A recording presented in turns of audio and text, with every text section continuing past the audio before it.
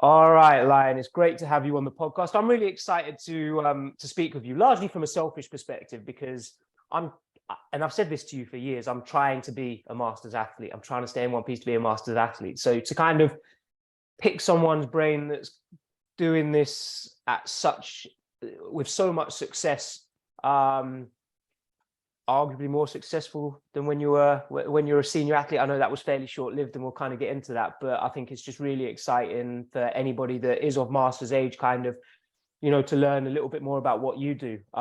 So first off, I want to congratulate you, because how many world records have you set this year in the M45 category? Oh, well, first of all, David, you're such a kind guy. Thank you so much. I believe I broke it 5 times now. Yeah. All right. Okay. Yeah.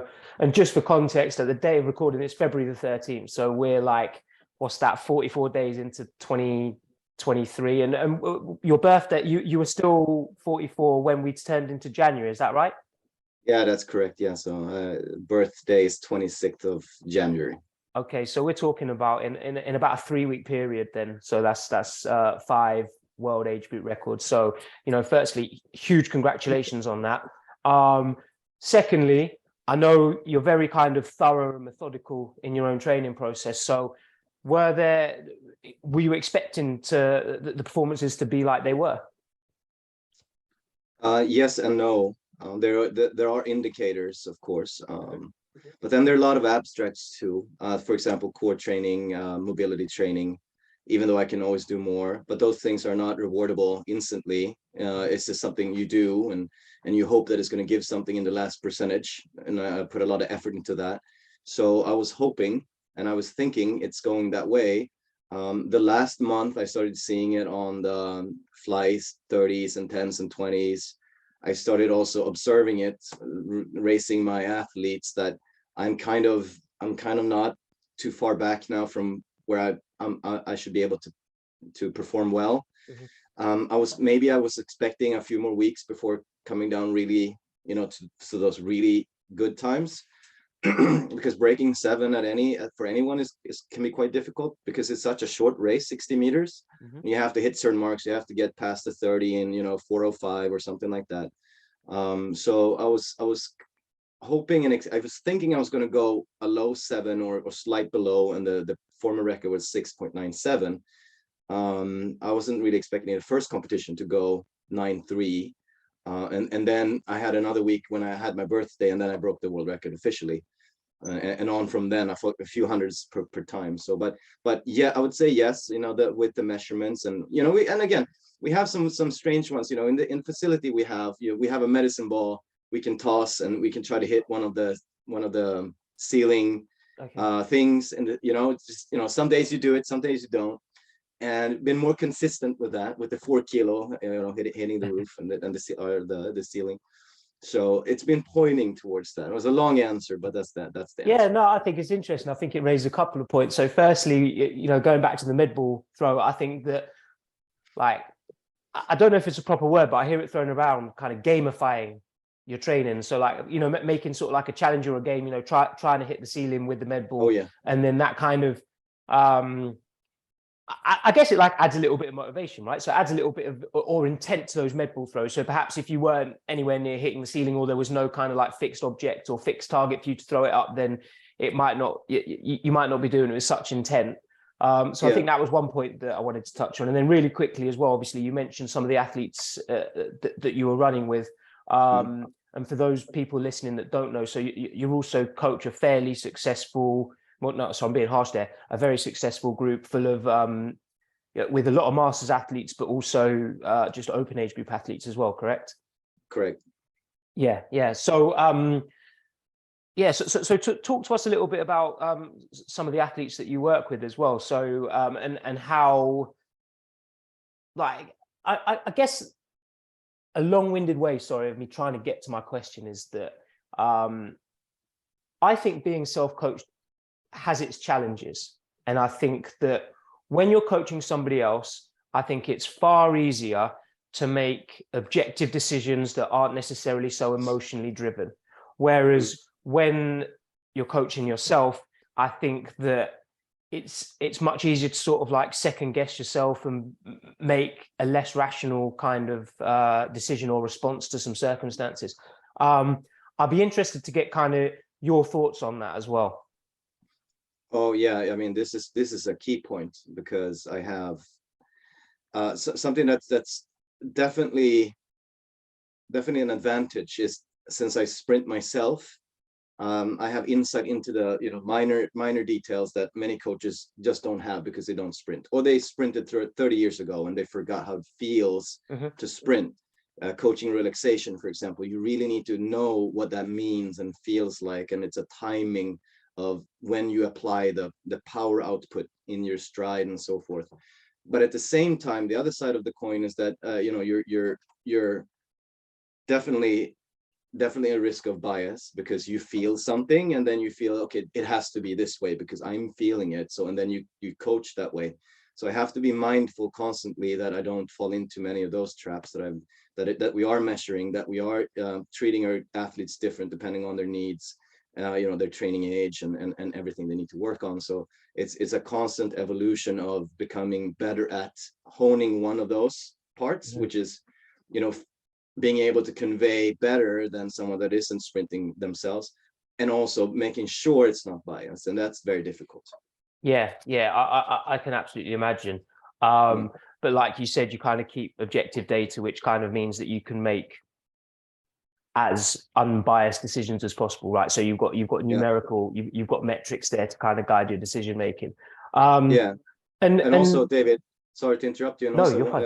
one specific thing is recovery. Me being much older than my senior athletes, if I am feeling tired, I need to stick to the formula that has worked for them to progress, and making sure that maybe I sidestep and I don't program in more rest, or vice versa, depending on who needs it, right? So that's a specific key for me as well. As this old, I need more recovery, and not falling into negativity because I'm tired, and the other guys just, they can go again. So yeah, so that was, and we are going to talk about a little bit more about how your training has kind of evolved as you've got older, quicker but older, over the last 5 years or so. And that was a really interesting point. So in terms of like, you have, is it Desmond who's running particularly well in your group right now? Is that right? Well, Desmond's running well, absolutely. And also I have a couple of new guys, William and Victor, who's been training north of Sweden. They moved down, and excellent sprinters, and they're two twins, which is also very special, because they're extremely similar but not exactly similar. And I took them in this fall. Not all the progression I can attribute to my own coaching, because it's too short yet, but both of them have done PBs, personal best in 60. Brilliant. So you have Victor did 6:69, and when you do sub 6:7, that's really when it starts going fast, and William at a 6:8, and he's going to come down to, I'm sure, even though this is a short season, but we're going to continue development. I have two hurdlers that I'm helping with speed, and so it's very exciting. I think they're all going really well right now. Everyone has their ups and downs during the season, but excellent group to train in and to coach. For sure. And is it not a challenge, but are you cognizant that, and I'm sure you are from the answer that you gave, but kind of like, you're running with somebody that can run 6:6 and you're running 6:8, and they're running faster than you if you're training with them. And sort of, how do you manage that sort of mentality? Because obviously there's got to be one side of you where it's like, right, I wish I was running faster than them. I wish they weren't ahead of me. But then another side of you, well, this is my athlete, so this is great that they are ahead of me. So kind of, is there any kind of dynamic there that you sort of feel like you have to manage? Always, yeah. So, yes, and I conveyed this as well. I think it's very dangerous to suppress the winning instinct. And I have to keep it within myself as well. But I have to separate it as a coach. But when we get in the blocks, I'm just another competitor. And I tell them, I'm here to beat you. And if you can't handle that, then you don't need to be here in the sport. And respect goes so far that they won't let me win. They can't if they let me win, if I see that they're letting me win, I can't coach them, because you have a respect until you get into the blocks. That's how far you coach, right? So, but again, have to be mindful that they are going to have a steeper progression curve than I do. Mhm. If I get 1%, I'm incredibly privileged, incredibly privileged. That's a lot, and even a half a percentage. So every day I go to practice, and I'm thankful for the environment because it helps me sharpen up. And I also have to focus on making sure that there's coach me and then there's competitor me. And I try to instill that in my athletes as well. Yeah. Okay. So I can imagine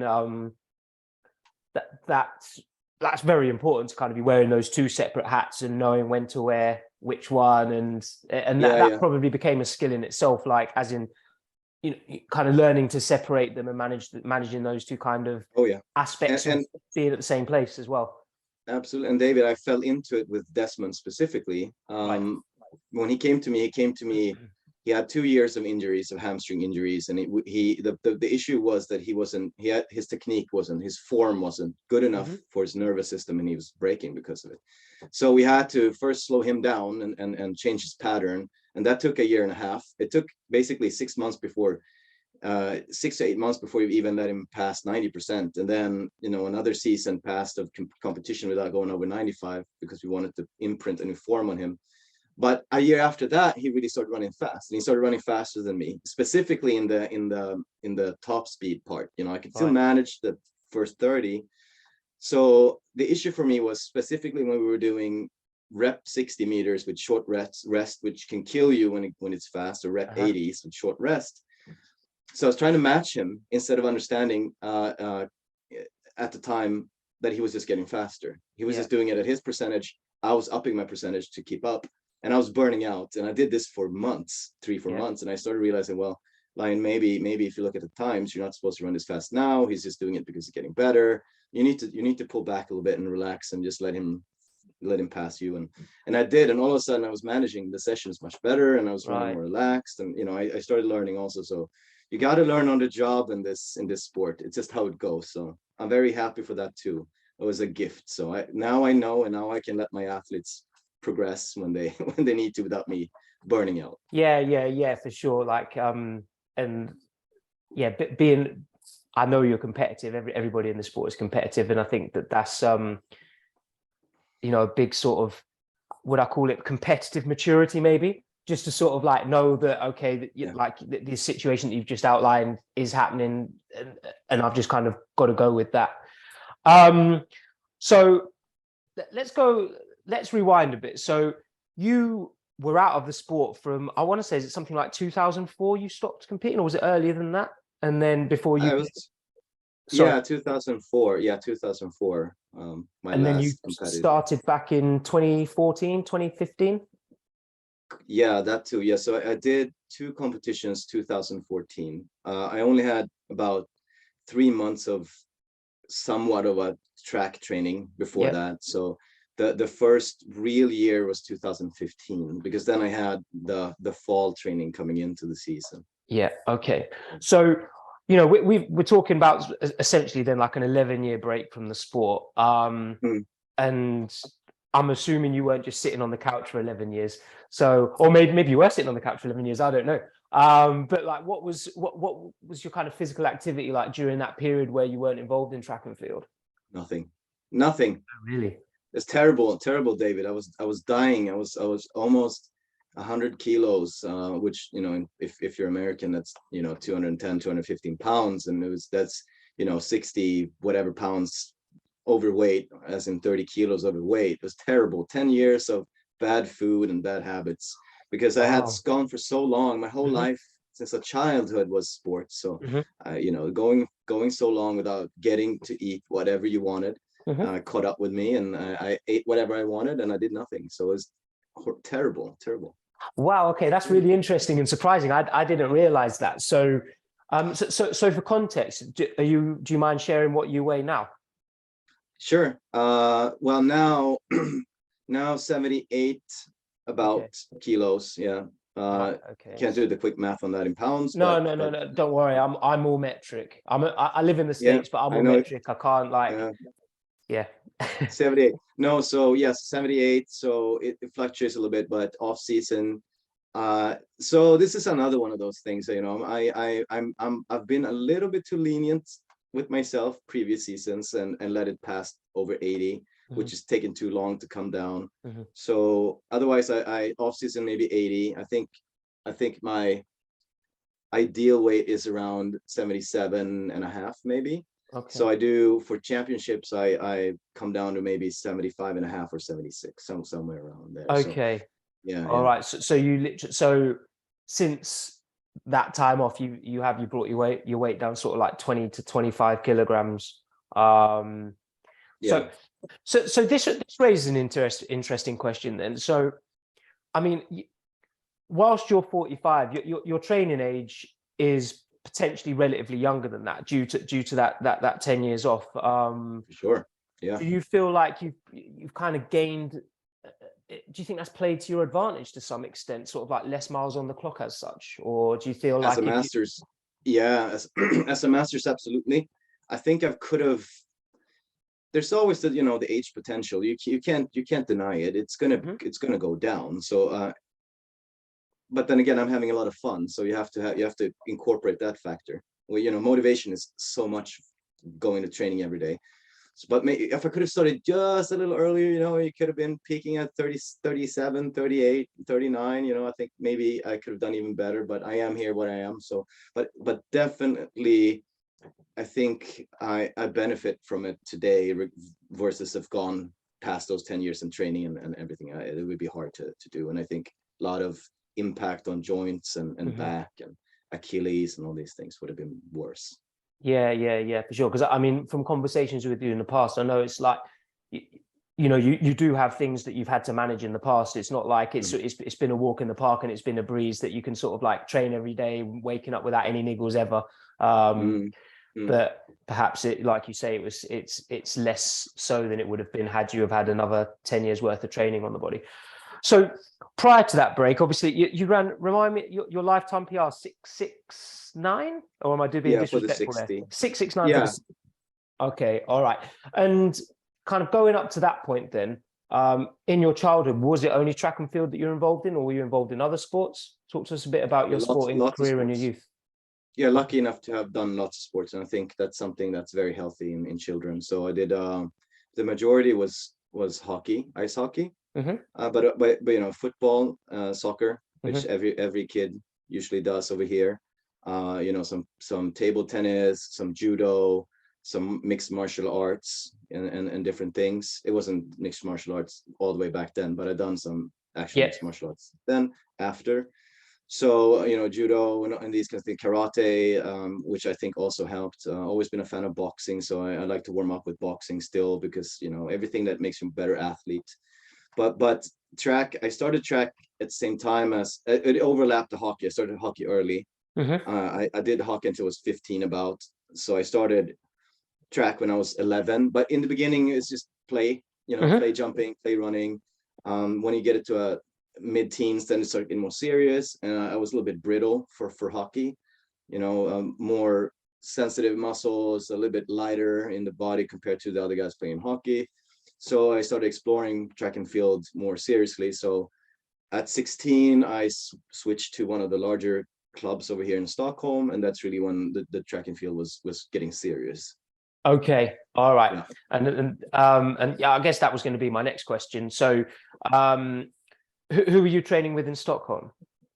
So it's a local club over here south of Stockholm called Huddinge, and coach with sprinters and hurdlers. So also that became much more specific. Prior to that, you trained with everyone, long distance runners and jumpers and everything. So got more specific, and we had a good team, a good relay team who won a few Swedish championships. So a good environment for me, I believe. Okay, and then from there, so you did. I don't know if you were coached by Håkan Andersson, but I know that you kind of did a bit of work with him. Can you sort of maybe talk a little bit about your relationship with him? Absolutely. So for the club, so from 16 to 21, I was in the south of Stockholm club, and we had a coach who later quit. So, and I coached myself during the year when I won the Swedish championships, but I didn't have any real insights into sprinting methodology other than junior training. So but I was interested in it. I was learning, I was watching, and I grew up watching Carl Lewis and Ben Johnson and Linford Christie and all these amazing legendary sprinters. And I started getting an interest in why they're fast and why am I not as fast and so forth. Yeah, I can relate to that. And at the time, Håkan coached Torbjörn Eriksson, at that time the Swedish record holder in the 200 meters, and also co-trained Peter Karlsson, who still has the Swedish record in the 100 meters, but just lost it, by the way, to Henrik Larsson in the 60. I saw that. Yeah, 6:56 was it? 6:56. Yeah. Super good. It's time, But so and Håkan has always been a student of sprinting, and he was the pioneer here in the Nordics, I believe. He was the Charlie Francis of the 80s, but for Sweden, and all this mechanics of speed work and why that's so important for sprinters, and the biomechanics of sprinting. And I remember I went up to him one time, and because he's in north of Sweden, and we were watching tape, all VHS tapes at the time. There was nothing else at the time. And he was looking at one of the competition. He said, "You have 45 strides in the 100 meters." And I was like, "Why does that matter?" And he explained to me that, well, there's a set amount of strides you can take. If you take too many, it's going to cost you energy. And if you take too few, you're not going to turn them around fast enough. So there's this golden gap or golden window of, around 43 to 52 or something like that. And it just blew my mind. I'm like, that is the broken down engine. That's the engineered part of sprinting. And then you can start looking into what goes into these components to improve them. So, I think he opened up everything for me that I am today as a coach, and that has improved everything that goes into my sprinting. From the coaching part, the issue for me was that it was a very, very long way to travel to get good training. I was immature at the time, and I didn't have the discipline to commit to the sport at that point. So, traveling every weekend, 7 hours up and 7 hours down on a bus wasn't really what I wanted to do. I mean, it's fair. I to get to the next part or the next level, I needed to do it. It just wasn't in the cards for me at that time. And I felt Olympics was a long way to go. I had to sacrifice everything, and everyone else was getting their degrees done, and everyone was, starting families and so forth. So for me, the leap to that was too great. And for good or bad, I wish I could have explored it when I think back to it today. At the same time, I'm having so much fun now, and I wouldn't be here probably if I had a senior career. To this though, we still talk today. I'm sorry to ramble on, but no, we still talk very often today. Victor and William is his old athletes, and I always like to pick his brain. He's the most friendly guy you can ever talk to, and he has so much experience from sprinting he likes to share. So I fully respect Håkan a lot. Yeah, okay, fantastic. And I guess like this is a two-part kind of question here, but well, yeah, so let me start by saying this. Are there huge differences between how you trained 2003 to 2004 and how you train now? Are there big differences between? Yes and no. I mean, there's, this as well, David, there's just so many levels to programming training. There's the surface level of, we train 3 or 4 weeks, we sprint 2-3 times per week, and we lift heavy or fast in the gym, and we jump and do the stuff, and you run 60, 80, 120, 150, 200 and so forth. And you have these components that are always the same, because we kind of know what we have to do to run fast. We have to sprint fast. So from a macro perspective, it's quite similar. From a micro perspective, it's completely different. I'm much more versed in how to program today, through experience, but also educating myself on the matter and listening to those that have been successful. So I think the main difference is my old training, and specifically before I coached myself, was based on old 60s and 70s training from East and West Germany. Mhm. So lots of volume, often tempo running and strength work, leg strength work on the same day, lots of over distance stuff. But still, it wasn't all that, because it was also coming into a more modern age of the 90s. So there was still speed work done. So it wasn't all old, long to short, but it was sort of a hybrid that started getting newer and more modern. So today, the big difference today, it's I'm committing fully to the philosophy of short to long, and Okay. on and off days, which we didn't have at the time. We didn't think of it that way. Today, it's we have a high intense day and then we have a lower intense day to always have more power output when it really matters. So that's how I program it today, and also much more banking on getting the speed work done first. That said, though, there are many more methods to this when you look at it from a micro perspective of that I might do brackets of percentages. Don't have to go too deep into this for this specific question, but we might do, say we're in a 92 to 95% period, and then I do short to long within that period, and then I go back to short, and then I up the intensity and go from there. So there's also a hybrid, but I still keep it quite short compared to many coaches that might do longer than 150 work early in the season, which I don't. I like to say that for much later. I like to see certain metrics being hit first, or KPIs being hit first. So there are many differences. Also, I think that a big difference is that I do a little bit fewer weeks now. So, and I do increased intensity and volume within those weeks, and then come down a little bit. But before, it was more flat. So you did 5 or 6 weeks with basically the same stuff, and then a week off, and then go back. So a little bit more of that. Okay, so you're shortening the training blocks now as opposed to what you were doing beforehand, right? Yeah, Okay, yeah. Okay, all right, fantastic. Also, David, and not to make this a coach discussion, because no, it's interesting. Yeah, but then also because you can do more variation with shorter periods. I mean, you can vary within the period, but for the athlete, it's nice to have a break before you do new things. So that gives you better athleticism. And from my experience, and I didn't mention it, but within my group, we have basically 100% PB rate every year, and I've had so the last 20 years.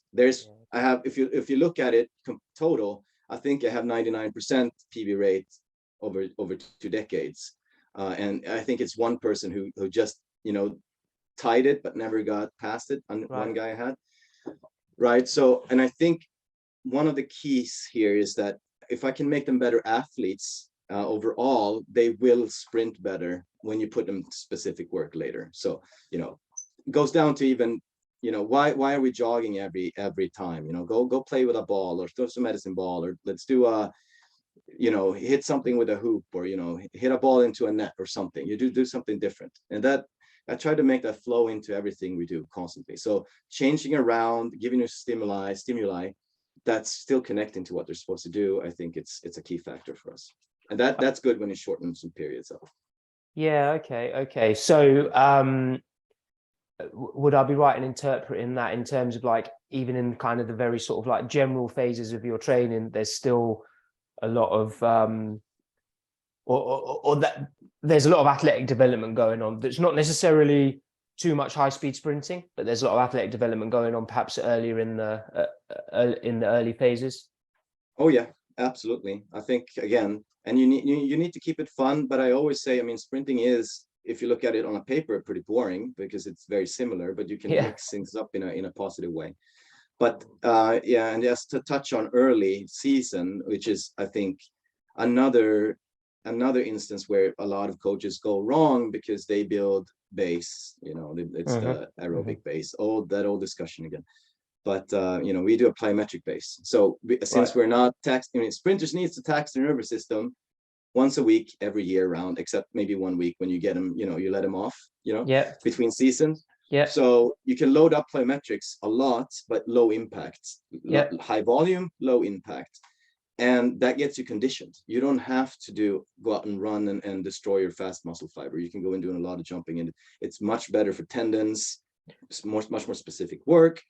So early season, we don't sprint fast, but we jump hard. so to speak. Yeah. Okay. So you're getting So some. that primes them.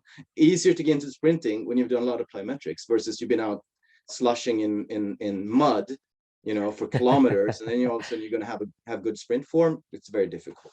Very difficult. Yeah, My yeah, philosophy. absolutely. Yeah, no, I think that makes sense. Like it's Mm. definitely staying conditioned and sort of it's even though it's like a general means, there's a lot of specific tissue prep that's kind of that's Absolutely. setting you up for the next level.